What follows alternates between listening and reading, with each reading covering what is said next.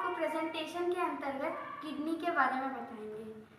Kidney हमारे दो होते हैं, एक राइट किडनी और एक लेफ्ट किडनी। किडनी राजमा के तरह होता है और इसका कलर हल्के भूरे और लाल रंग का होता है। इसका वज़न 150 ग्राम होता है।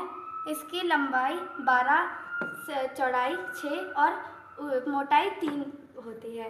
इसके ऊपर एड्रिनल ग्लैंड होता है और इसमें एक आउटा होता है और एक वेना कावा होता है, जिससे कि रीनल वीन और रीनल आर्टरी जुड़ी होती है। फिर मूत्र और रक्त का अलगाव होकर ये मूत्र वाहिनी से होते हुए मूत्राशय में आती है और मूत्राशय से होते हुए यूरेथ्रा से समय समय पर निकलती रहती है। अब हमें एड्रिनल ग्लैंड के बारे में गुलफिशा बताएंगी। एड्रिनल ग्लैंड दोनों किडनियों के ऊपर स्थित होता है। इसकी लंबाई 4 सेंटीमीटर तथा इसका वेट 4 ग्राम होता है। एड्रिनल ग्लैंड 2 भागों में होता है, एड्रिनल कॉर्टेक्स और एड्रिनल मेडुला। एड्रिनल कॉर्टेक्स की 3 परतें होती है। नंबर 1 जोना ग्लोमेरुलोसा, नंबर 2 जोना फैसिकुलेटा, नंबर 3 जोना रेटिकुलेरिस। अगर हम हार्मोन्स की बात करें तो फैसिकुलेटा में ग्लूकोकॉर्टिकॉइड नामक हार्मोन पाया जाता है, जो तनाव के समय हमारे मस्तिष्क की रक्षा करता है, इसलिए इसे जीवन रक्षात्मक हार्मोन के नाम से भी जाना जाता है। एड्रिनल मेडुला, इसमें 2 हार्मोन्स बनते हैं। नंबर 1 एड्रिनलिन हार्मोन, जिसे एपिनेफ्रिन हार्मोन के नाम से भी जाना जाता है। यह हमारे हृदय में काम करता है, यह हमारे हृदय की गति को बढ़ाता है। नंबर 2 पे आते हैं तो नॉन एड्रिनलिन हार्मोन, जिसे नॉन नेफ्रिन के नाम से भी जाना जाता है। यह हमारे रक्त दाब को बढ़ाने में कार्य करता है। Thank you. अब हम किडनी के अंदरूनी भागों के बारे में जानते हैं। उसके लिए मैं भूमिका को बोलूँगी कि वो नेफ्रॉन के बारे में बताएं। मैं आपको नेफ्रॉन के बारे में बताऊंगी। नेफ्रॉन किडनी की कार्यात्मक और संरचनात्मक इकाई है। हर एक मानव किडनी में लगभग लाखों की संख्या में नेफ्रॉन्स होते हैं। नेफ्रॉन्स वृक्क कोशिका और वृक्क नलिकाओं से बनी सूक्ष्म संरचना है और नेफ्रॉन शब्द ग्रीक शब्द नेफ्रोस से लिया गया है, जिसका अर्थ होता है किडनी। स्तनधारी नेफ्रॉन ट्यूब जैसी संरचना होती है और ये एक छोर से बंद होती है और विस्तारित होती है बोमेन कैप्सूल में।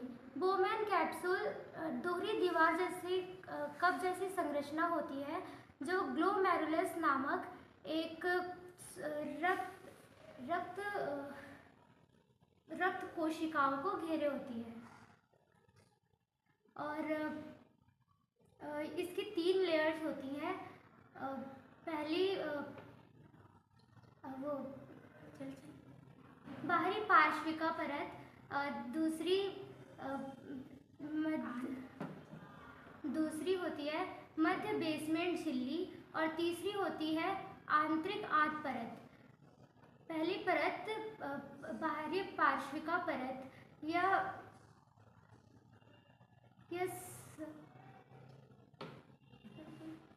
बाहरी पार्श्विका परत और दूसरी बेसमेंट झिल्ली, और ये चयनात्मक रूप से पारगम्य होती है। और तीसरी आंतरिक आंत परत, ये इसमें पोडोसाइट्स नामक सूक्ष्म न्यूक्लिएटेड कोशिकाएं होती हैं और इसमें पोडोसेल्स नामक उंगली जैसी संरचनाएं पाई जाती हैं। अब हमें वृक्क नलिका के बारे में सोनाली बताएंगी। आज मैं आप सभी को वृक्क नलिका के बारे में बताऊंगी। वृक्क नलिका एक लंबी और जटिल संरचना है जो ग्लोमेरुलस से निकलती है। इसे कार्य के आधार पर 3 भागों में विभाजित किया जा सकता है। इसके पहले भाग को CCT यानी क्लोजेस्ट कॉइल ट्यूब कहा जाता है और इसके दूसरे भाग को हेनरी लूप कहा जाता है, क्योंकि यह एक लूप बनाता है जो आरोही और अवरोही अंगों के साथ वृक्क मज्जा से होकर गुजरता है। और इसके तीसरे भाग को DCT यानी डिस्टेंस कॉइल ट्यूब कहा जाता है। और यह भाग भी वृक्क वल्कुट तक ही सीमित रहता है।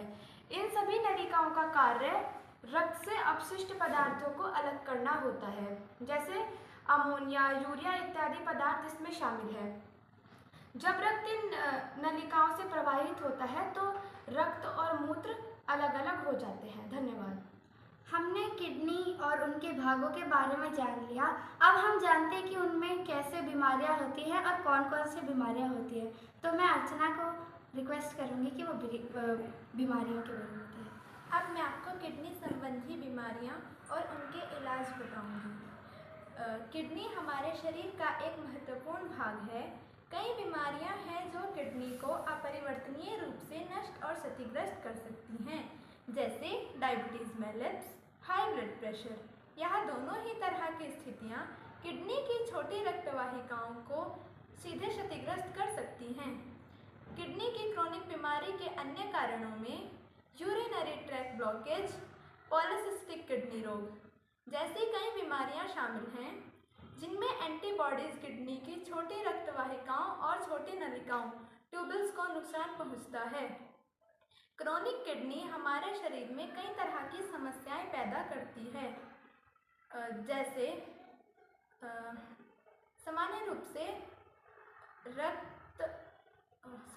से हमारे शरीर द्वारा उत्पादित एसिड को बाहर निकालने में किडनी की क्षमता कम हो जाती है और रक्त ज़्यादा अम्लीय हो जाता है, जिसे एसिडोसिस कहा जाता है। लाल रक्त कोशिकाओं के घट जाने से एनीमिया होता है। अब मैं आपको इन बीमारियों के इलाज बताऊंगी। नंबर 1, आहार संबंधी दवाएं और उपाय। नंबर 2, कभी कभी डायलिसिस या किडनी ट्रांसप्लांटेशन एवं कुछ दवाओं का उपयोग। Thank you.